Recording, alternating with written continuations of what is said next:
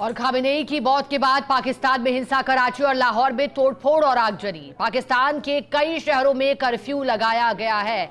तस्वीरें आपकी television screen पर। अब देखिए तीसरे युद्ध की आहट तेज होते हुए वर्ल्ड वॉर की ओर क्या जा रहा है ये, क्योंकि देखिएगा जब खामेनेई जो ईरान के सुप्रीम लीडर है उनकी मौत हो गई, उसके बाद देश भर में, दुनिया भर में शिया समुदाय इसका विरोध कर रहा है। और जब ईरान के एक मस्जिद में लाल झंडा फहराया गया, उसका संकेत है कि बदले की आहट अब तेज हो गई है।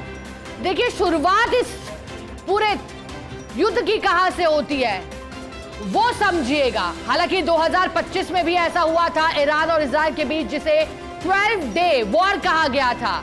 लेकिन अब जो ये संघर्ष था वो अब युद्ध में तब्दील होते हुए, क्योंकि ईरान की ओर से एक तरफ मिडिल ईस्ट में अमेरिकी एयरबेस पर हमले शुरू कर दिए गए हैं, वहीं ईरान बदले की बात कर रहा है, अमेरिका चेता रहा है, तो कराची और लाहौर में तोड़फोड़ और आगजनी हो रही है। यह सब शुरू होता है 2015 से एक समझौते से, joint comprehensive plan of action से। इसके मुताबिक ईरान पर परमाणु कार्यक्रम में सीमाएं लागू की गई थी, जिस पर सहमति ईरान ने जता दी थी, लेकिन 2018 में बदला, क्योंकि इस परमाणु कार्यक्रम पर दबाव के चलते जो अमेरिका और यूरोपीय संघ है वहां खुली छूट की बात हो रही थी ईरान को। लेकिन जब 2018 में ट्रंप बने राष्ट्रपति, तो उन्होंने साफ कहा कि ये अधिकतम दबाव है और हम इसे स्वीकार नहीं करते। फिर 2020 में एक हमला हुआ जिसमें जो गार्ड्स थे ईरान के, उनकी मौत हो गई। ईरान ने बदला लिया 2020 में और अमेरिकी एयरबेस को चिन्हित किया।